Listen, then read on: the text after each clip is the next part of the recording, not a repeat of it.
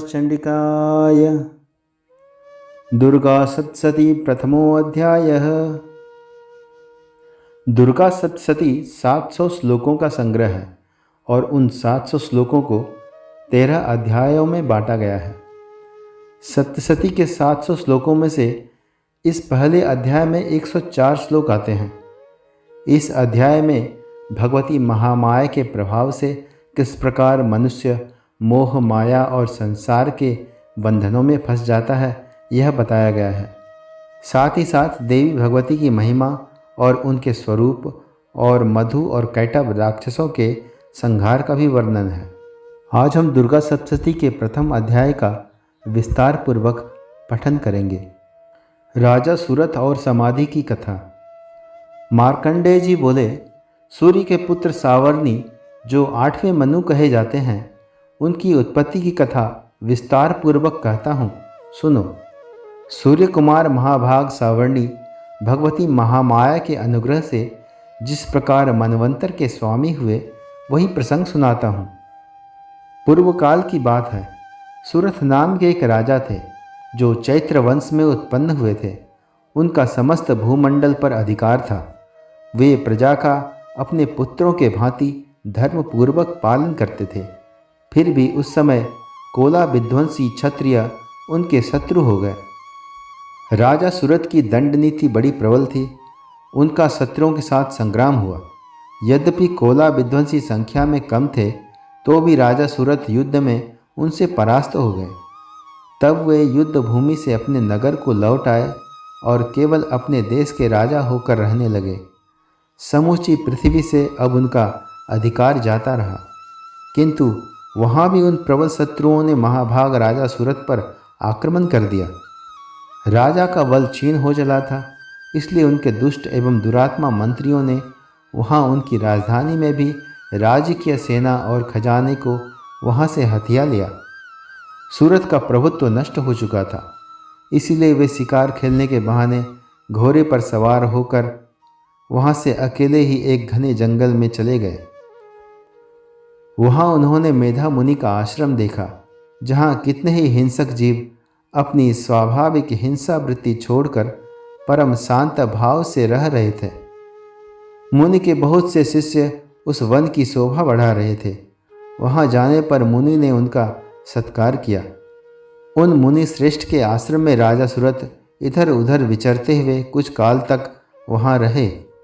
फिर ममता से आकृष्ट चित्त होकर उस आश्रम में इस प्रकार चिंता करने लगे, पूर्व काल में मेरे पूर्वजों ने जिसका पालन किया था वही नगरी आज मुझसे रहित है। पता नहीं मेरे दुराचारी मंत्रीगण उसकी धर्मपूर्वक रक्षा करते हैं या नहीं। जो सदा मद की वर्षा करने वाला और शूरवीर था, वह मेरा प्रधान हाथी अब शत्रुओं के अधीन होकर न जाने किन किन भोगों को भोगता होगा। जो लोग मेरी कृपा, धन और भोजन पाने से सदा मेरे पीछे पीछे चलते थे, वे निश्चय ही अब दूसरे राजाओं को अनुसरण करते होंगे। उन अपव्ययी लोगों के द्वारा खर्च होते रहने के कारण अत्यंत कष्ट से जमा किया हुआ मेरा वह खजाना भी खाली हो जाएगा। ये तथा और भी कई बातें राजा सूरथ निरंतर सोचते रहते थे। एक दिन उन्होंने वहाँ मेधा मुनि के आश्रम के निकट एक वैश्य को देखा और उससे पूछा, भाई तुम कौन हो? तुम्हारे यहाँ आने का क्या कारण है? तुम क्यों शोकग्रस्त और अनमने से दिखाई देते हो? राजा सूरथ का यह प्रेम पूर्वक कहा हुआ वचन सुनकर वैश्य ने विनीत भाव से उन्हें प्रणाम करके कहा। वैश्य बोला, राजन, मैं धनियों के कुल में उत्पन्न एक वैश्य हूँ। मेरा नाम समाधि है। मेरे दुष्ट स्त्री और पुत्रों ने धन के लोभ से मुझे घर से बाहर निकाल दिया है। मैं इस समय धन, स्त्री और पुत्र से वंचित हूँ। मेरे विश्वसनीय बंधुओं ने मेरा ही धन लेकर मुझे दूर कर दिया है। इसलिए दुखी होकर मैं वन में चला आया हूँ। यहाँ रहकर मैं इस बात को नहीं जानता कि मेरे पुत्रों का, स्त्री का और स्वजनों का कुशल है या नहीं। इस समय घर में वे कुशल रहते हैं अथवा उन्हें कोई कष्ट है। वे मेरे पुत्र कैसे हैं? क्या वे सदाचारी हैं अथवा दुराचारी हो गए हैं? राजा ने पूछा, जिन लोभी स्त्री, पुत्र आदि ने धन के कारण तुम्हें घर से निकाल दिया, उनके प्रति तुम्हारे चित्त में इतना स्नेह क्यों है? वैश्य बोला, आप मेरे विषय में जो बात कहते हैं वह सब ठीक है, अर्थात जिन लोभी रिश्तेदारों ने धन के लोभ में घर से निकाल दिया, उनके प्रति मन में स्नेह के विचार क्यों आ रहे हैं? किंतु क्या करूं, मेरा मन निष्ठुरता नहीं धारण करता। जिन्होंने धन के लोभ में पड़कर पिता के प्रति स्नेह, पति के प्रति प्रेम तथा आत्मीयजन के प्रति अनुराग को तिलांजलि दे मुझे घर से निकाल दिया है, उन्हीं के प्रति मेरा हृदय में, जिन्होंने धन के लोभ में पड़कर पिता के प्रति स्नेह, पति के प्रति प्रेम तथा आत्मीयजन के प्रति अनुराग को तिलांजलि दे मुझे घर से निकाल दिया है, उन्हीं के प्रति मेरे हृदय में इतना स्नेह है। महामते, गुणहीन बंधुओं के प्रति भी जो मेरा चित्त इस प्रकार प्रेम मग्न हो रहा है, यह क्या है? इस बात को मैं जानकर भी नहीं जान पाता। उनके लिए मैं लंबी सांसें ले रहा हूँ और मेरा हृदय अत्यंत दुखी हो रहा है। उन लोगों में प्रेम का सर्वथा अभाव है, तो भी उनके प्रति जो मेरा मन निष्ठुर नहीं हो पाता, इसके लिए क्या करूं? मार्कंडेय जी कहते हैं, तदंतर राजाओं में श्रेष्ठ सुरथ और वह समाधि नामक वैश्य दोनों साथ साथ मेधा मुनि की सेवा में उपस्थित हुए और उन्हें प्रणाम करके उनके सामने बैठ गए। तत्पश्चात वैश्य और राजा ने कुछ वार्तालाप आरंभ किया।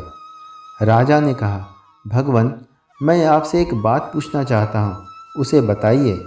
मेरा चित्त अपने अधीन न होने के कारण वह बात मेरे मन को बहुत दुख देती है। मुनिश्रेष्ठ, जो राज्य मेरे हाथ से चला गया है, उसमें और उसके संपूर्ण अंगों में मेरी ममता बनी हुई है।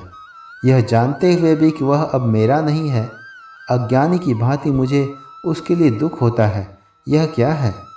इधर यह वैश्य भी घर से अपमानित होकर आया है, इसके पुत्र, स्त्री और वृत्तियों ने इसको छोड़ दिया है, स्वजनों ने भी इसका परित्याग कर दिया है, तो भी इसके हृदय में उनके प्रति अत्यंत स्नेह है। इस प्रकार यह तथा मैं दोनों ही बहुत दुखी हैं। जिसमें प्रत्यक्ष दोष देखा गया है, उस विषय के लिए भी हमारे मन में ममता जनित आकर्षण पैदा हो रहा है। महाभाग, हम दोनों समझदार हैं, तो भी हम में जो मोह पैदा हुआ है, यह क्या है? विवेक शून्य पुरुष की भांति मुझ में और इसमें यह मूढ़ता प्रत्यक्ष दिखाई देती है। ऋषि बोले, महाभाग, विषय मार्ग का ज्ञान सब जीवों को है। इसी प्रकार विषय भी सबके लिए अलग अलग है। कुछ प्राणी दिन में नहीं देखते और दूसरे रात में नहीं देखते, तथा कुछ ऐसे जीव हैं जो दिन और रात्रि में भी बराबर ही देखते हैं। यह ठीक है कि मनुष्य समझदार होते हैं, किंतु केवल वे ही ऐसे नहीं होते। पशु, पक्षी और मृग आदि सभी प्राणी समझदार होते हैं। मनुष्यों की समझ भी वैसी ही होती है जैसी उन मृग और पक्षियों की होती है। यहाँ तथा अन्य बातें भी प्रायः दोनों में समान ही हैं। समझ होने पर भी इन पक्षियों को तो देखो, यह स्वयं भूख से पीड़ित होते हुए भी मोहवश बच्चों की चोंच में कितने चाव से अन्न के दाने डाल रहे हैं। नरश्रेष्ठ, क्या तुम नहीं देखते कि ये मनुष्य समझदार होते हुए भी लोभवश अपने किए हुए उपकार का बदला पाने के लिए पुत्रों की अभिलाषा करते हैं? यद्यपि उन सब में समझ की कमी नहीं है, लेकिन वे संसार की स्थिति अर्थात जन्म मरण की परंपरा बनाए रखने वाले भगवती महामाया के प्रभाव द्वारा ममतामय भंवर से युक्त मोह के गहरे गर्त में गिराए जाते हैं। इसलिए इसमें आश्चर्य नहीं करना चाहिए। जगदीश्वर भगवान विष्णु की योग निद्रा रूपा जो भगवती महामाया हैं, उन्हीं से यह जगत मोहित हो रहा है। वे भगवती महामाया देवी ज्ञानियों के भी चित्त को बलपूर्वक खींचकर मोह में डाल देती हैं। वे ही इस संपूर्ण चराचर जगत की सृष्टि करती हैं तथा वे ही प्रसन्न होने पर मनुष्यों को मुक्ति के लिए वरदान देती हैं। वे ही पराविद्या, संसार बंधन और मोक्ष की हेतुभूता सनातनी देवी हैं तथा संपूर्ण ईश्वरों की भी अधीश्वरी हैं। राजा ने पूछा, भगवान, जिन्हें आप महामाया कहते हैं, वे देवी कौन हैं? ब्रह्मन, उनका आविर्भाव कैसे हुआ तथा उनके चरित्र कौन कौन हैं? ब्रह्मवेताओं में श्रेष्ठ महर्षि उन देवी का जैसा प्रभाव हो, जैसा स्वरूप हो और जिस प्रकार प्रादुर्भाव हुआ हो, वह सब मैं आपके मुख से सुनना चाहता हूँ। ऋषि बोले, राजन, वास्तव में तो वे देवी नित्य स्वरूपा ही हैं। संपूर्ण जगत उन्हीं का रूप है तथा उन्होंने समस्त विश्व को व्याप्त कर रखा है, लेकिन उनका प्राकट्य अनेक प्रकार से होता है। वह मुझसे सुनो। यद्यपि वे नित्य और अजन्मा हैं, तथापि जब देवताओं को कार्य सिद्ध करने के लिए प्रकट होती हैं, उस समय लोक में उत्पन्न हुई कहलाती हैं। कल्प के अंत में संपूर्ण जगत जल में डूबा हुआ था। सबके प्रभु भगवान विष्णु शेषनाग की सैया बिछाकर योग निद्रा का आश्रय ले शयन कर रहे थे। उस समय उनके कानों की मैल से दो भयंकर असुर उत्पन्न हुए, जो मधु और कैटभ के नाम से विख्यात थे। वे दोनों ब्रह्मा जी का वध करने को तैयार हो गए। प्रजापति ब्रह्मा जी ने जब उन दोनों भयानक असुरों को अपने पास आया और भगवान को सोया हुआ देखा, तो सोचा कि मुझे कौन बचाएगा। एकाग्र चित्त होकर ब्रह्मा जी भगवान विष्णु को जगाने के लिए उनके नेत्रों में निवास करने वाली योग निद्रा की स्तुति करने लगे, जो विष्णु भगवान को सुला रही थी, जो इस विश्व की अधीश्वरी, जगत को धारण करने वाली, संसार का पालन और संहार करने वाली तथा तेज स्वरूप भगवान विष्णु की अनुपम शक्ति हैं। उन्हीं भगवती निद्रा देवी की ब्रह्मा जी स्तुति करने लगे। ब्रह्मा जी ने कहा, देवी, तुम ही स्वाहा, तुम ही स्वधा, तुम ही वसटकार हो। स्वर भी तुम्हारे ही स्वरूप हैं। तुम ही जीवन दायिनी सुधा हो। नित्य अक्षर प्रणव में अकार, उकार, मकार, इन तीन मात्राओं के रूप में तुम ही स्थित हो, तथा इन तीन मात्राओं के अतिरिक्त जो विंद रूपा नित्य अर्ध मात्रा है, जिसका विशेष रूप से उच्चारण नहीं किया जा सकता, वह भी तुम ही हो। देवी, तुम ही संध्या, सावित्री तथा परम जननी हो। देवी, तुम ही इस विश्व ब्रह्मांड को धारण करती हो। तुम ही से इस जगत की सृष्टि होती है। तुम ही से इसका पालन होता है और सदा तुम ही कल्प के अंत में सबको अपना ग्रास बना लेती हो। जगन्मयी देवी, इस जगत की उत्पत्ति के समय तुम सृष्टि रूपा हो, पालन काल में स्थिति रूपा हो तथा कल्पांत के समय संहार रूप धारण करने वाली हो। तुम ही महाविद्या, महामाया, महामेधा, महास्मृति, महामोह रूपा महादेवी और महासुरी हो। तुम ही तीनों गुणों को उत्पन्न करने वाली सबकी प्रकृति हो। भयंकर काल रात्रि, महारात्रि और मोहरात्रि भी तुम ही हो। तुम ही स्त्री, तुम ही ईश्वरी, तुम ही ह्रीं और तुम ही बोध स्वरूपा बुद्धि हो। लज्जा, पुष्टि, तुष्टि, शांति और क्षमा भी तुम ही हो। तुम ही खड्गधारिणी, शूलधारिणी, घोर रूपा तथा गदा, चक्र, शंख और धनुष धारण करने वाली हो। बाण, भुसुंडी और परिग, ये भी तुम्हारे अस्त्र हैं। तुम सौम्य और सौम्यतर हो। इतना ही नहीं, जितने भी सौम्य एवं सुंदर पदार्थ हैं, उन सब की अपेक्षा तुम अत्यधिक सुंदरी हो। पर और अपर, इन सब से परे रहने वाली परमेश्वरी तुम ही हो। सर्वस्वरूपे देवी, कहीं भी सत असत रूप जो कुछ वस्तुएं हैं और उन सब की जो शक्ति है, वह तुम ही हो। ऐसी अवस्था में तुम्हारी स्तुति क्या हो सकती है? जो इस जगत की सृष्टि, पालन और संहार करते हैं, उन भगवान को भी जब तुमने निद्रा के अधीन कर दिया है, तो तुम्हारी स्तुति करने में यहाँ कौन समर्थ है? मुझको, भगवान शंकर को तथा भगवान विष्णु को भी तुमने ही शरीर धारण कराया है, अतः तुम्हारी स्तुति करने की शक्ति किसमें है? देवी, तुम तो अपने इन उदार प्रभावों से ही प्रशंसित हो। ये जो दोनों असुर मधु और कैटभ हैं, इनको मोह में डाल दो और जगदीश्वर भगवान विष्णु को शीघ्र ही जगा दो। साथ ही इनके भीतर इन दोनों असुरों को, मधु और कैटभ को मार डालने की बुद्धि उत्पन्न कर दो। ऋषि कहते हैं, राजन, जब ब्रह्मा जी ने वहाँ मधु और कैटभ को मारने के उद्देश्य से भगवान विष्णु को जगाने के लिए तमोगुण की अधिष्ठात्री देवी योग निद्रा की इस प्रकार स्तुति की, तब वे भगवान के नेत्र, मुख, नासिका, बाहु, हृदय और वक्ष स्थल से निकलकर अव्यक्त जन्मा ब्रह्मा जी की दृष्टि के समक्ष खड़ी हो गईं। योग निद्रा से मुक्त होने पर जगत के स्वामी भगवान जनार्दन उस एकार्णव के जल में शेषनाग की सैया से जाग उठे। फिर उन्होंने उन दोनों असुरों को देखा। वे दुरात्मा मधु और कैटभ अत्यंत बलवान तथा पराक्रमी थे और क्रोध से आंखें लाल किए ब्रह्मा जी को खा जाने के लिए उद्योग कर रहे थे। तब भगवान श्री हरि ने उठकर उन दोनों के साथ 5000 वर्षों तक केवल बाहु युद्ध किया।